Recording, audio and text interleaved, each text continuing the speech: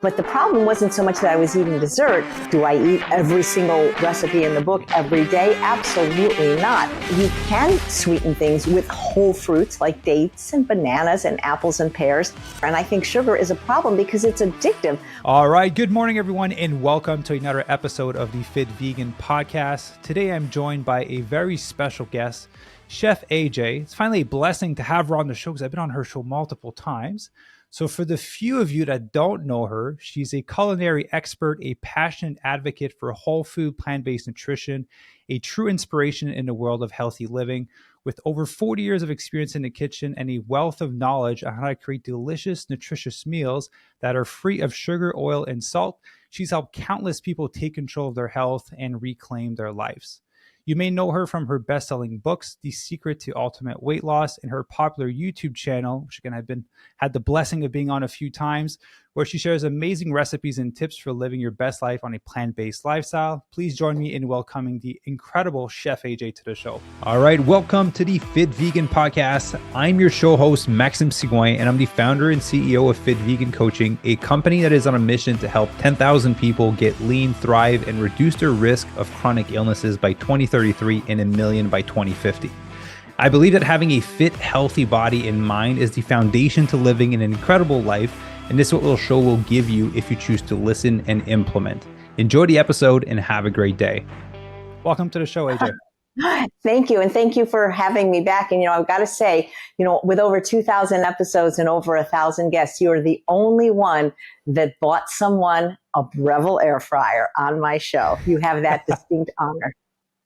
Beautiful. I do remember I was living in Canada at the time. I remember that giveaway. That was a fun one.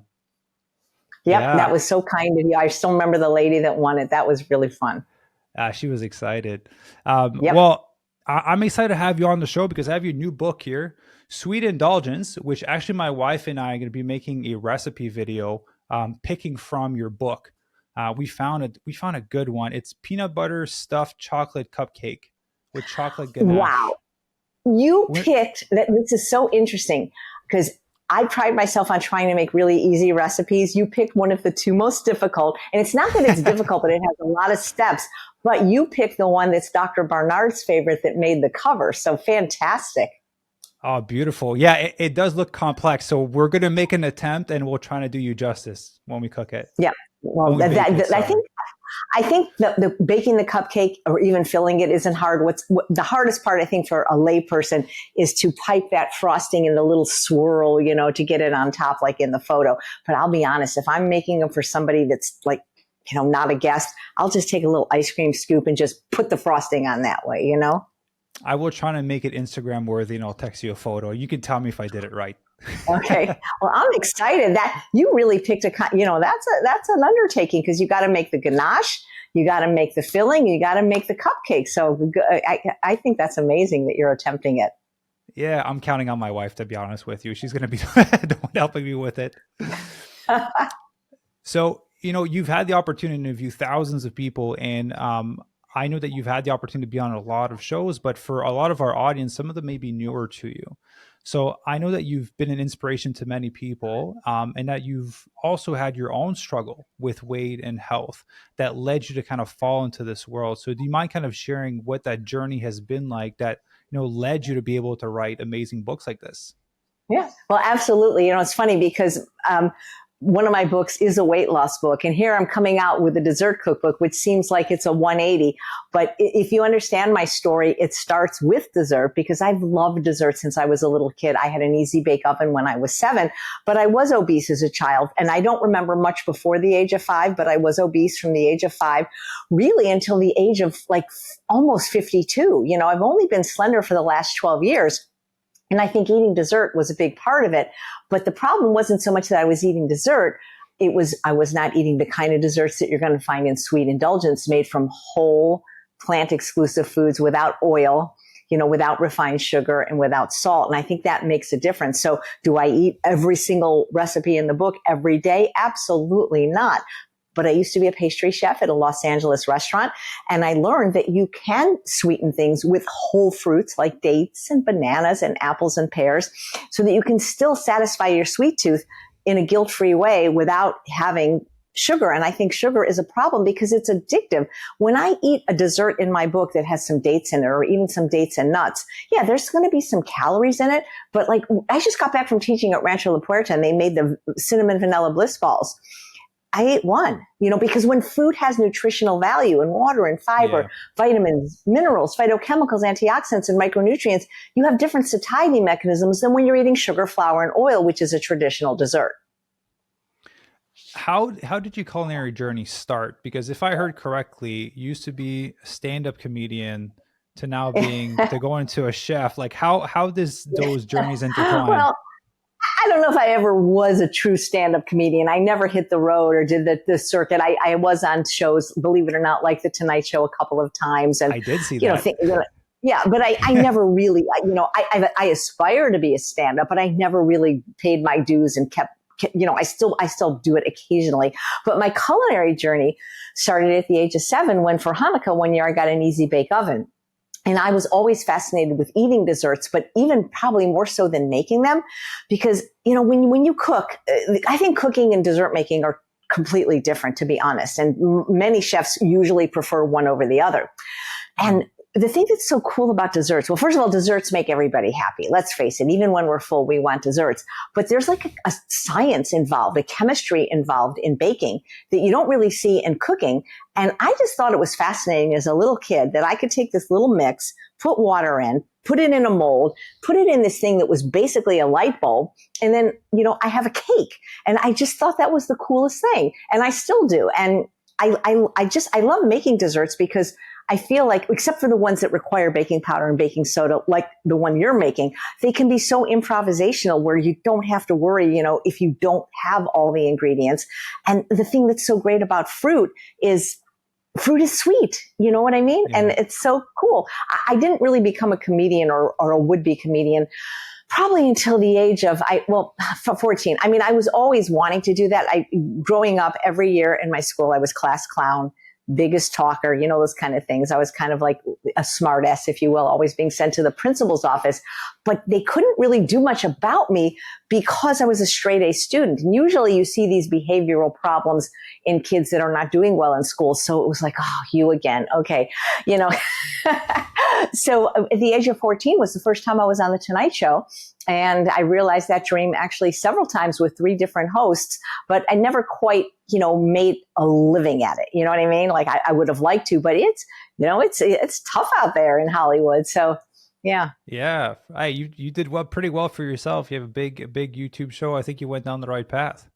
Yeah. Well, thank you. Well, I'm passionate about the plant-based message. And so that was a good fit. And especially really it was the pandemic that made my channel, get bigger because people were watching YouTube then. I mean, they still do, of course, but that's when I found the greatest growth was then and, started interviewing guests every day. I never thought that I was going to do this for 4 years and 3 months. I really wanted to make it 5 years and have a guest every day. But because the book coming out and certain travel commitments, it was 4 years and 3 months, but over 2,000 shows. And like now that I'm not doing it, I'm thinking like, how did I do that every day? It's so hard. That's impressive. It's a lot of commitment and it is a lot of organization and back and forth to coordinate with people to get them on the show. That was the hardest part. I had to hire a virtual assistant, my lovely friend Linda. And that is exactly why I don't remember if it was after the first year or the second year that we finally decided to, instead of having a different guest every day, 365 days a year, to do monthly shows. So I sent out an email to everyone who had ever been on the show. It was mostly doctors. And I said, does anybody want a monthly slot?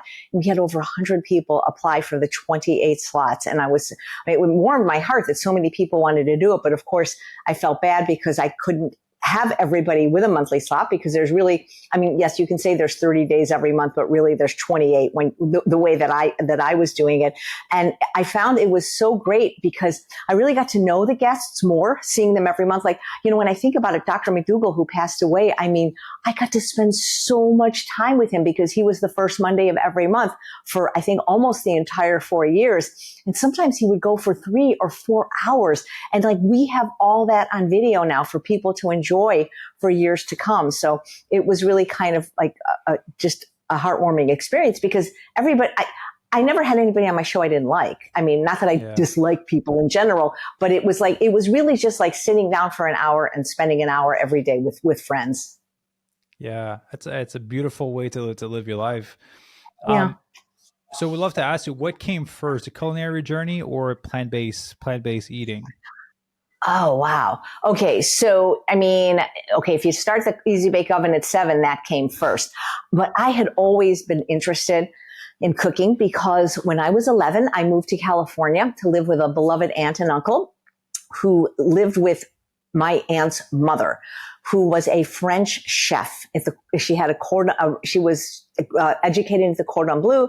She had a 5-star restaurant in Switzerland. She didn't speak any English. They only spoke French in the house. So, j'appris beaucoup de la langue, mais maintenant j'ai oublié beaucoup de la langue parce qu'il y a des personnes de parler avec. But c'est quand même bon. Yeah, j'ai tout compris ce que tu as dit. Ouais. Yeah. So anyway, Maymay was her name. Her name was Blanche, but we called her Maymay. I think that was just grandma or something, the way they called her. And I would just watch her make, because my uncle worked and my aunt was raising the kids, and she would make dinner every night, like from scratch. Like there was some processed food in the house. I know they had, bread, for example. She didn't necessarily bake bread. And I remember the pantry had, because I lived with my 2 boy cousins. They were on the swim team. So you would find some processed food. Like I remember there were Nestle Crunch bars in there because for some reason a Swiss snack was bread and chocolate after school. But for the most part, she would just go to a store like Gelson's, which was it's still there in Southern California. It's kind of like it was Whole Foods before Whole Foods. It was like a high end and still is grocery store. And she would get the ingredients and she would, without recipes, she would make the kind of food that you would see in a French restaurant. She would make like, tomate farci, négresse en chemise. She would make, different kinds of fondue. She would make desserts, but she would make the crust herself, out of real butter, unsalted butter, and some flour. And even though there was some ingredients that maybe we could say now they're not healthy, for the most part, they were made of whole foods. For example, it was a little bit richer than I would probably recommend eating today. But the fact that she could take, what 11-year-old loves leeks? Well, I did, because I don't know what she did to them. And soufflé au grand marnier. And this was like every night. And so I was just fascinated watching her because she didn't use recipes and she just made food with whatever she had in front of her, which is my favorite thing to do, which is kind of like the concept of an Iron Chef competition. You don't know what ingredients you're going to get. So I enjoyed watching her cook very much. And when I was 14 years old, they had these books. Like today, people don't even probably know Encyclopedia Britannica or World Book, but back in the day, I'm so old. We lived in a day without the internet. And if we wanted information, we had to look it up, like in the World Book Encyclopedia. At the same time, Time Life had this series of books. It was like food around the world. So we had this series of Time Life cookbooks. And I just used to read them just the way, I'll be honest, I don't read novels. I don't read nonfiction books. I would listen to them on Audible, but I would read cookbooks the way other people, like my husband, who enjoys reading nonfiction or fiction, that is. And I had my first formal dinner party at the age of 14. I remember I sent out formal invitations and I cooked. I was not vegan until 17, but I remember I cooked these stuffed Cornish game hens with, an apple chestnut stuffing. I had some kind of braised vegetable dish. I can't remember the whole menu. And I think, oh yes, I remember the dessert was a bourbon caramel custard pie. And it was just so fun because I was a little kid and I was making like grown-up food and I had grown-ups there. And it gives you a sense of pride when you can make something, even if you can't cook. Like, for example, I do jigsaw puzzles, and you know what it's like when you get that last piece, that sense of pride. Well, when you make a delicious meal, for me, it's the same thing, especially if people enjoy it.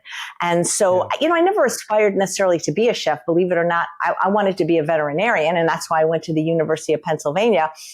But I became a vegan. And so what happened is I joke that I became a vegetarian instead of a veterinarian because I didn't want to do what you have to do to animals to at least back then to graduate. This was before Neil Barnard had all his models in place where you didn't have to do, cutting up the animals, for example, because I did cut up one animal and I regret it was a salamander because I was working for a veterinarian. because I was on a scholarship.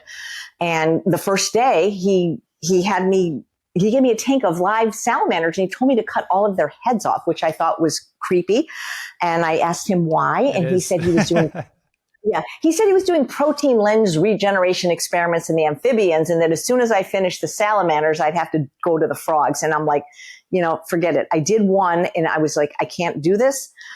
I went to the student health center because I was vomiting. I knew what I did was wrong and it didn't make sense to be doing this. And so I couldn't get another work study job. So I just cleaned the lab equipment for the rest of the semester. But basically I kind of flunked out of Penn because, that's what I thought I was going to be. And I wasn't.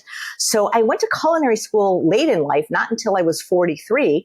And I actually didn't go to culinary school because I ever wanted to write a book or a cookbook or even wanted to be a chef, although I did become a pastry chef at a Los Angeles restaurant for many years. I went to culinary school because at the age of 43, I was diagnosed with precancerous polyps in my sigmoid colon because I was bleeding profusely because for 43 years, I had basically eaten junk. Even though 26 of those 43 years, I was vegan, I was eating candy cake, cookie, pie, ice cream, vegan, of course, Dr. Pepper's for lunch, regular Dr. Pepper for lunch, Coke Slurpee for breakfast. So for about 43 years, I had like no fiber in my diet.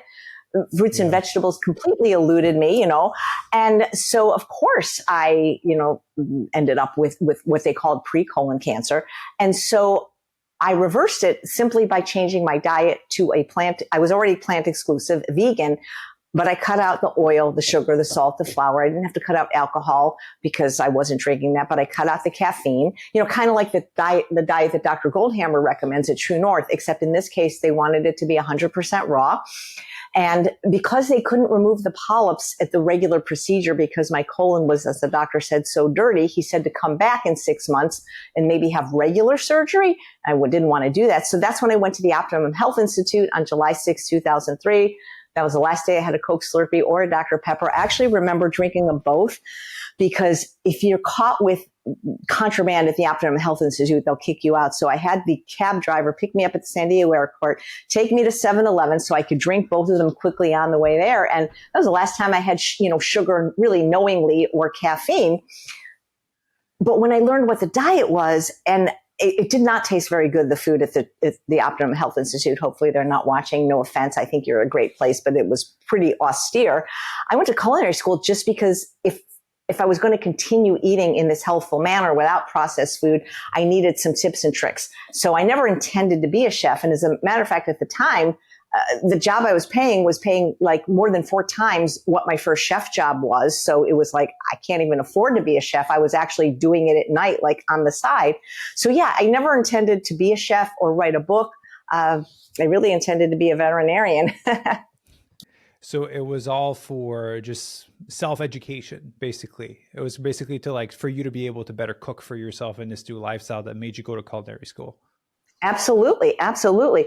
Because if I knew I was going to be a chef, and again, I hope they're not watching, I would have gone to a better culinary school like Darshana Thacker, the one in New York.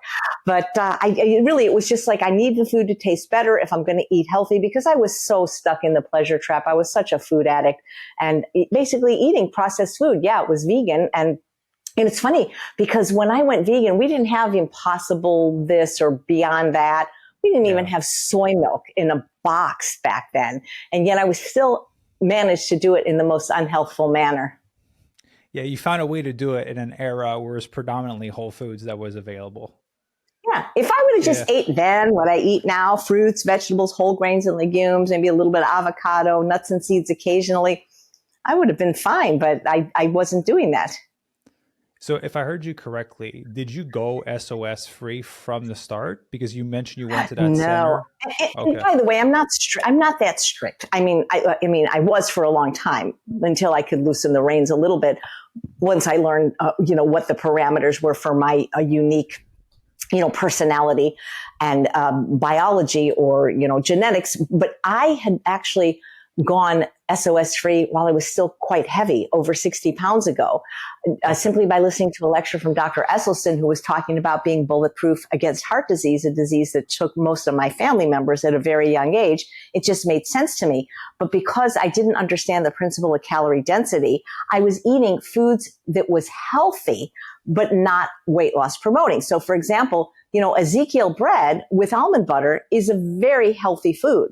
But if you're 60 pounds overweight, it's certainly not a weight loss food. So once I understood calorie density and took a few things out of my diet, then I was able to lose the weight permanently. And I've been able to add some of them back in small amounts, working carefully with Dr. Doug Lisle, but I waited over 10 years after being slender before I even, wanted to push the envelope, because I'd seen so many people lose extraordinary amounts of weight and then go back to eating what they were eating. Not that I'd ever go back to eating animal products or sugar, but with SOS free, the oil just made sense to me when I heard about it from Dr. Esselstyn, about the impact it had on the arteries, but also for weight loss. I mean, it's a 4,000 calorie per pound food. I can eat 2 pounds of zucchini, and grill it or air fry it for less calories than a tablespoon of olive oil. So oil did not make a lot of sense to me.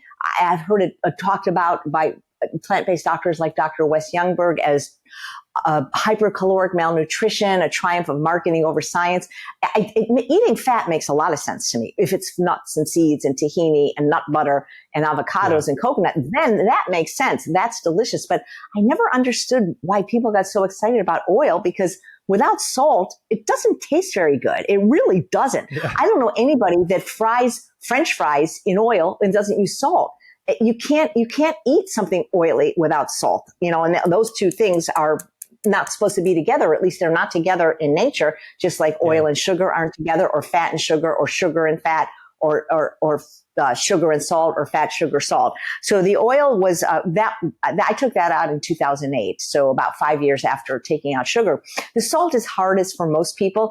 And while I don't cook with it, because my feeling is just like, back in the day, or maybe even now, if you watch some of the British shows, when they serve tea, they go 1 lump or 2. Nobody gives, except in the South, they give you sweet tea. But most people that drink those kind of hot beverages, they put in the amount of sweetening that they want. And I feel that salt is the same thing. I feel it's very personal. So I never withhold a salt shaker from my guests. I make the food as tasty as I can with the salt-free seasonings I use.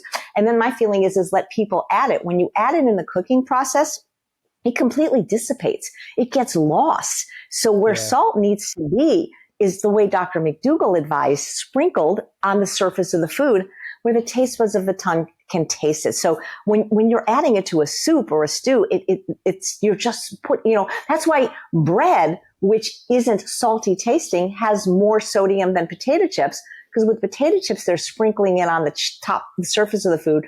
With bread, it's hidden in there. So I can never say that I was completely salt-free, because if you choose to travel or eat at somebody's house, there's always some salt in it.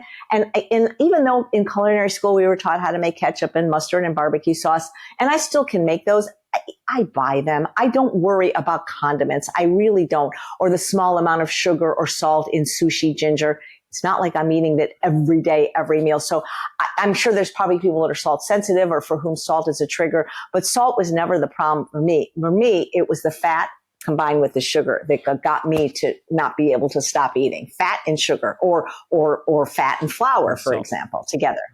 Yeah, those are deadly combination in terms of, a lot of the foods that people have an addiction to will combine some of these two components together.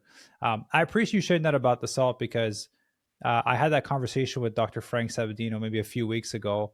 I was like, what about, people that are athletes that sweat a ton? Right. And I was like, for me, I have to lick salt after a workout. If not, I get dizzy and like borderline gonna faint. And so it was like, there's extreme cases where if you sweat a lot, it's different. But if you're just an average person, not necessarily exercising, then moderation, or like you mentioned, that's a great point. I never thought about the aspect of it dissipating in food versus adding it on top where you actually get to taste it. Well, that's what I recommend to everyone. Don't cook with salt. There are these people I know, they get restaurant food and they add the salt before tasting it. Don't cook with salt, and then let the people add it to each his own where they can taste it, or use things that are naturally salty, like, for example, sea vegetables are super. My favorite food in the whole world is vegan sushi. And guess what? There's a lot of sodium in the nori. And there's things that you can use in place of salt, because salt is 2,300 milligrams of sodium per teaspoon. You can use things like coconut aminos, which is much lower, or low sodium miso. And miso has more health benefits anyway than salt. So I think salt for a lot of people is just very addictive. And when you give them salt, and they want something sweet. So I mean, I will eat it when I'm out, and I will eat it in a condiment, but I still don't cook with it, and I still don't create recipes with it. Yeah. So let's dive into recipes. So, writing a cookbook, I'm sure, requires a lot of creativity and experimentation. So what are some of the biggest challenges that you face while developing the recipes for Sweet Indulgence, especially when sticking to the principles of, no added sugar, oils, and salt? Right. I think the biggest challenge is managing people's expectations. And what I mean by that is I'm hoping this will be a crossover book and not just go to our wonderful vegan and plant-based community who have supported me for many years, but that when they see it in Barnes and Noble, they'll like the idea that it's gluten-free and refined sugar-free. But the thing is if you're eating the standard American diet and you're stopping at every airport for your Cinnabon before your flight, you're going to taste some of these desserts and like, whoa, this does not taste good. This is not sweet enough. Now, there are desserts that do. The ones that I made while working in the restaurant, like the one that you're going to attempt, the chocolate peanut butter stuffed cupcake, the one on the back, the peanut butter chocolate frozen cheesecake. There's many of those that are very, very rich. But if you're eating Twinkies and Ho-Hos and you try the cauliflower rice pudding, you're not going to like it. So that's why not everybody reads a book when they buy a book. They might dive into the recipe. That's why if they could just read, and it's not very many pages in the beginning, an abbreviated version of my story and why we're using the ingredients, I think that might help people out that are completely unfamiliar with me or SOS Free Eating. But I will say that dates are every bit as sweet as sugar. I mean, when I eat a date sweetened dessert, like one of my favorite recipes is the thumbprint cookie, which is basically dates and oats with a little bit of vanilla powder if you like. And then I fill it with fruit sweetened jam.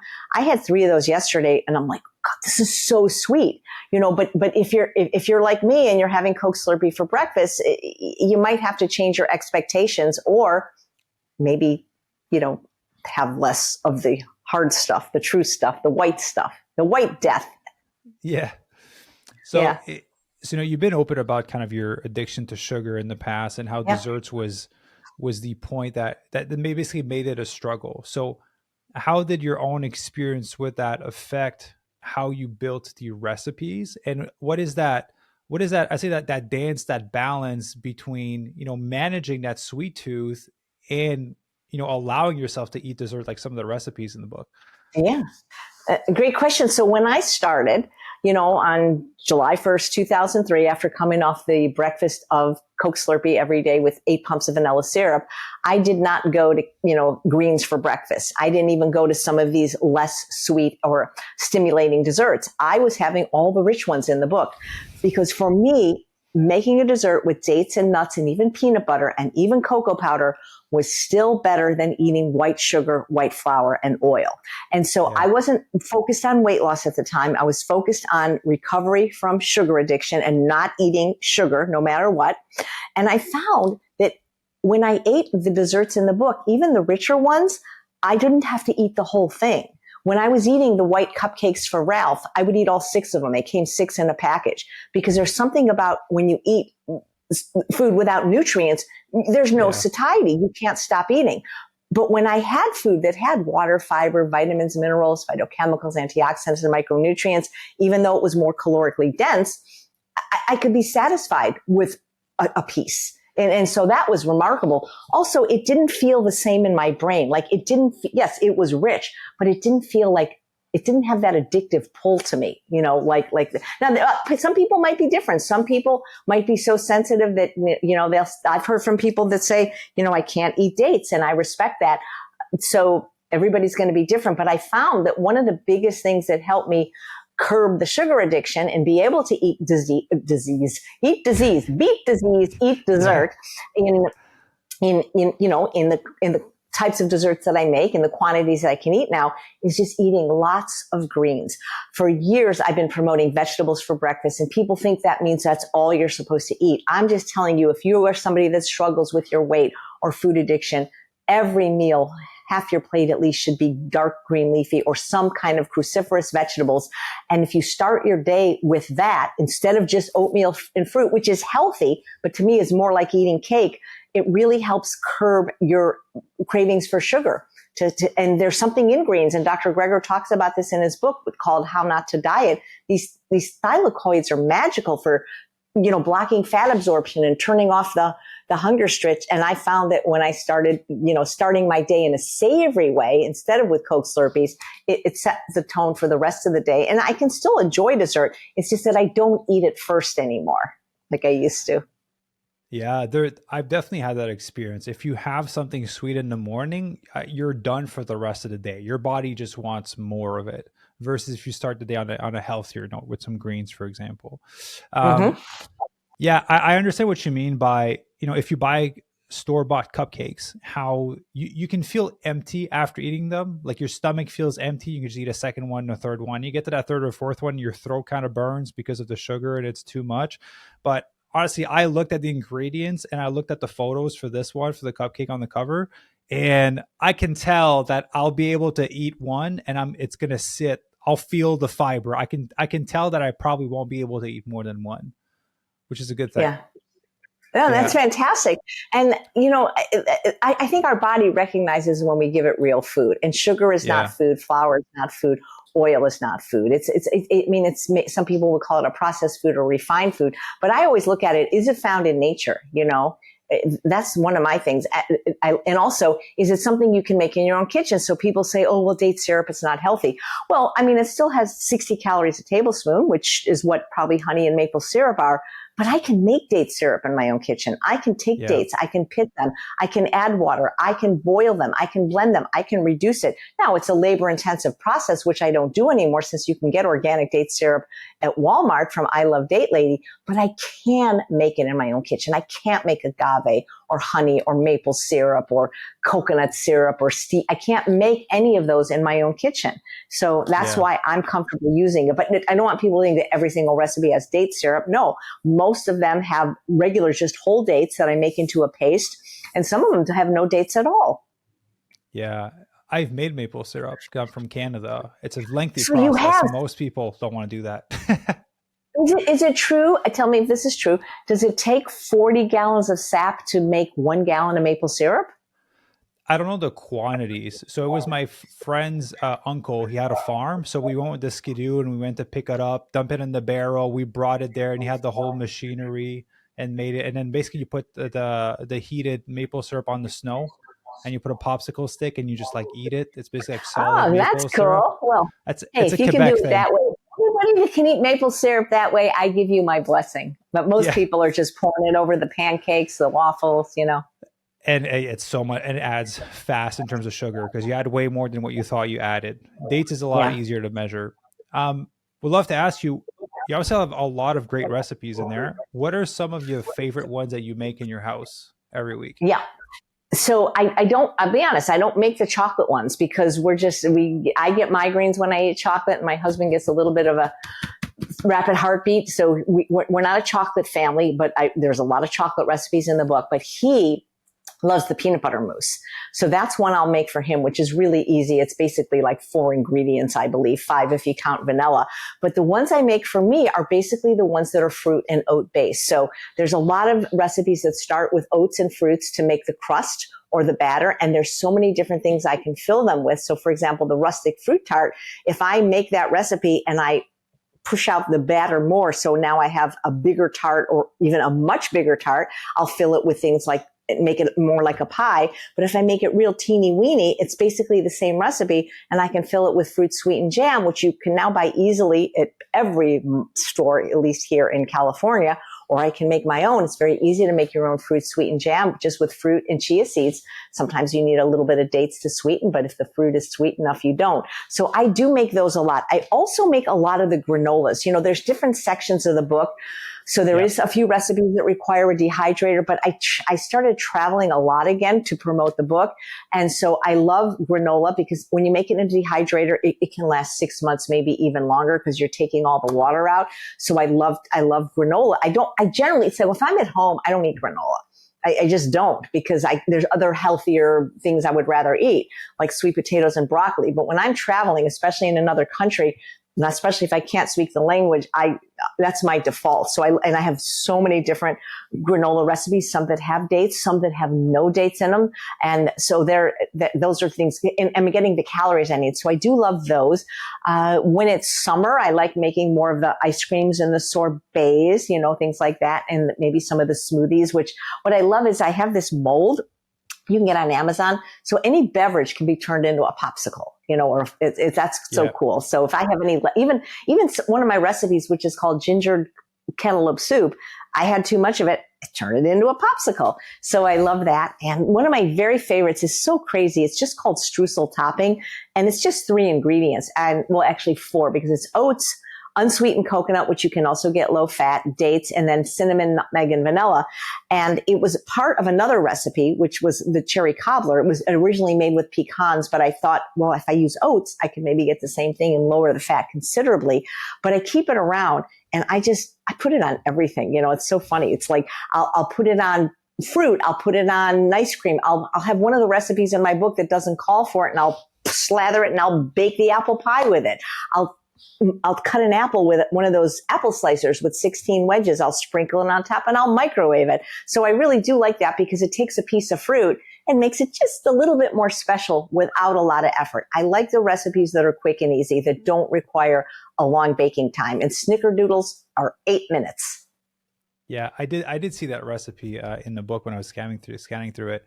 What is a recipe that was hard to crack? Like something that you really wanted to create, that you're like, the combination of ingredients kind of not ending up the way that I want to get the texture, or maybe the lower fat content.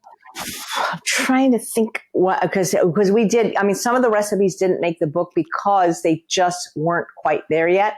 But I think that the what's it called? The mind-blowing kale chips were a little bit of a challenge, because I wanted to have a kale recipe, because I signed my signature, my email signature, actually, not my signature in life, Love and Kale Chef AJ. I'm like, I got to have a kale recipe other than just a smoothie. So the kale chips are coated with chocolate peanut butter, and they're pretty good, So that is kind of a fun recipe, and it's an unexpected recipe, Yeah, I'll definitely have to look for that one and trying to make it, because usually people will drench them in oil to try to make everything stick to it. Right. No, I remember when I used to make regular kale chips, they were still high fat. They were made out of pine nuts. But yeah, you can totally make them without oil. And I do recommend, I know everybody wants to have space in their house and save money, but as a professional chef, if a company made a piece of equipment, there was a reason for it. And I always find that piece of equipment is superior than something that says that does everything. So in other words, I have the Breville. I love it. And I know it dehydrates, and I have an oven.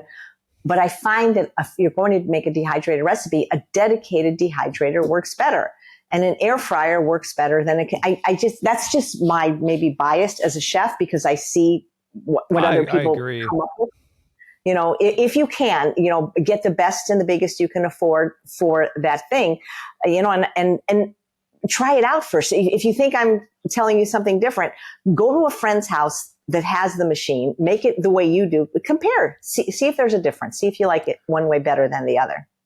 Yeah, I agree with you, and I'm not a chef. And unfortunately, my wife made me buy all the freaking machines that exist. Or a counter. Our kitchen's not as nice as yours, but literally our counter is full of, juicers, Ninja Cream machines, air fryers, Vitamix. Well, the Ninja Cream, that's good for her, and I have all the. I just, because I'm being interviewed right now, everything is put away. But I gotta admit, the Ninja Creamy. I mean, I had all the machines that came before it, and I still bought it because it's better. It really is. Yeah, it is. Yeah. So for actually one question before I ask you to advice is, what is your favorite recipe in there that is a must, that everyone must make, that if they make that one, they have to buy 5 copies of the books and give them to friends? Yeah. And, I want to say it's one of the most spectacular ones that I want people to eat and have their families make, like the German chocolate cake, because that's a recipe I'm very proud of, created for Dr. Hans Diehl. But it must be what I'm eating every day. And right now it's the thumbprint cookies because you can change the flavor so easily. Like when I make them, I make one blackberry, one blueberry, one orange marmalade, one apricot, one raspberry, one strawberry, that kind of thing. And they're so cute and they're so fun. And it's a silly recipe, but it's so easy. And I really do enjoy it. So thumbprint cookie.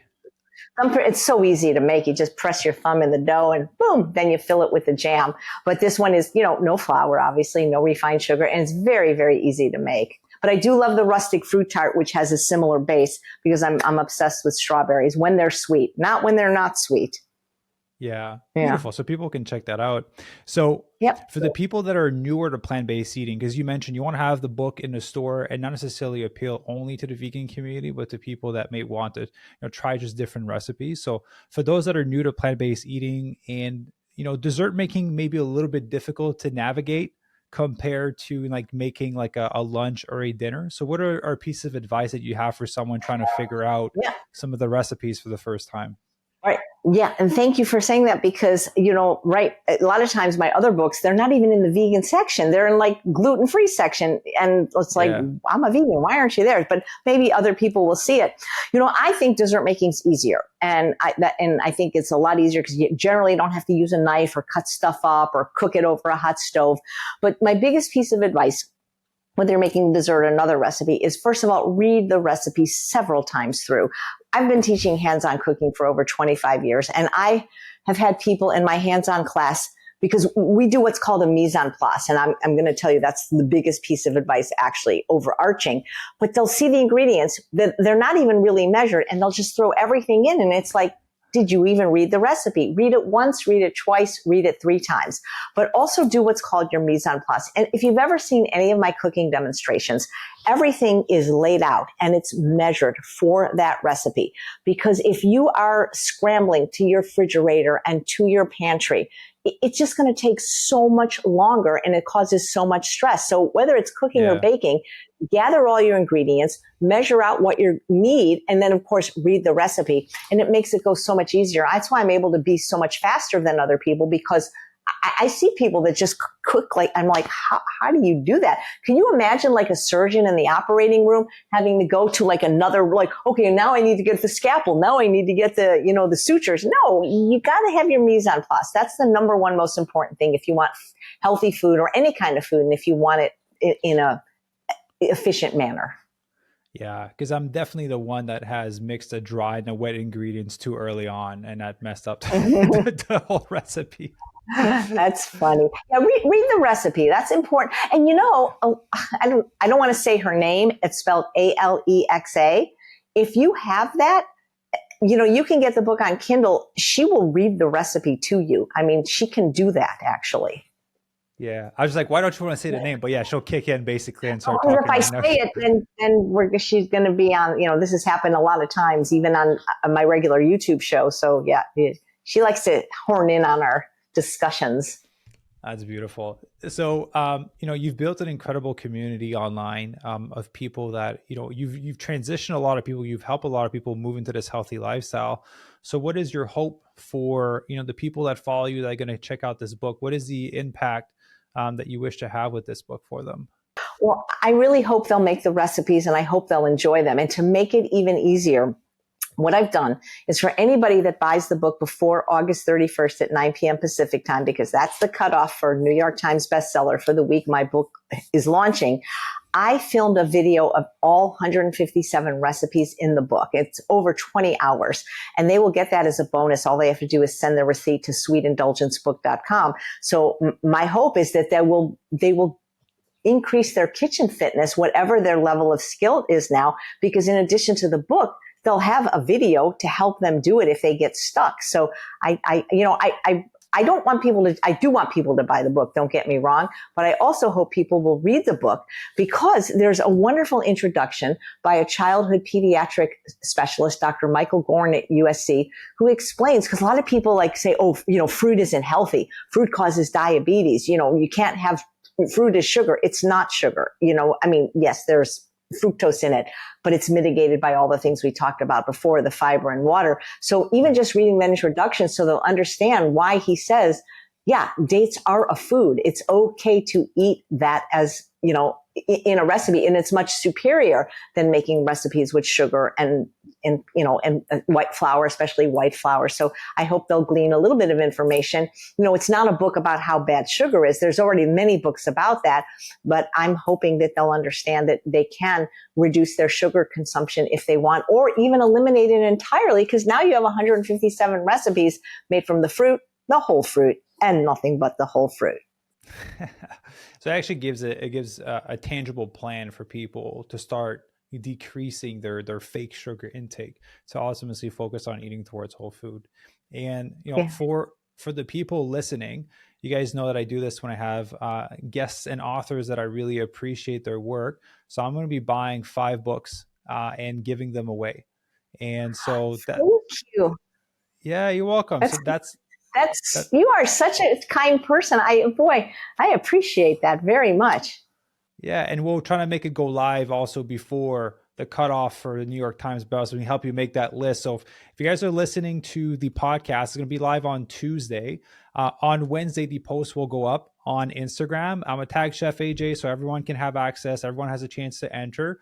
The instructions are going to be simple. Just go on there and read that. And we're going to make sure to pick the winners, hopefully before the cutoff. So the giveaway won't be open for too long. You'll have a few days to enter it so that we can make the order before the cutoff. So you have access to all those cooking videos that Chef AJ just mentioned. All right. So if you guys are listening to the podcast on Wednesday, like literally the next day after, it'll be August 28th. The post will be live. The giveaway will be open for like 24, 48 hours just so we have time to order it. That's wonderful. Thank you. You're the first person to do something like that. I appreciate that. And it's very creative. Yeah, well, I appreciate the work that you're doing, and you've helped a lot of people in this movement. You know that why I'm in this, to help people reduce their risk of cancer. And I understand that sugar is a thing that feeds cancer. Fake sugar is a thing that feeds cancer. And so if we can help people transition them off of the fake sugar to healthier, more whole food recipes, then everyone wins in terms of their health, reducing their medical bills down the line, and it tastes delicious. And so, yep. And for fake sugar, I don't think it's just the white sugar that's fake. The stevia, erythritol, xylitol, mannitol, I don't know, anything with OL, all the sugar alcohols, the stevia, aspartame, it's all, eat fruit. Fruit has it all. It's a nice bundle of everything. Yeah. And so for everyone listening, if you don't win a copy, definitely go buy a copy. I'll put the links down below so you guys can get a version for yourself. And ultimately, if you don't want to wait for the book giveaway and you want to make sure you get the access to the videos, the links are down below. You guys can check those out. Chef AJ, any last words of wisdom that you'd like to pass off to the audience? Well, I will end with the title that Dr. Alan Goldhammer thought my book should be called. He wanted it to be called Desserts to Die For, but that won't kill you. And so I want people to know that they don't have to completely desert to be healthy, to be vegan, and even to lose weight. Beautiful. So everyone, massive thank you for listening. Again, if you're not following Chef AJ on YouTube or on Instagram and all these platforms, I will link everything down below so you can go and subscribe and support and go check out some of my past interviews that I've done on there. And everyone, thank you for listening, and we will see you in the next show. Bye, everyone. Thank you. Bye-bye.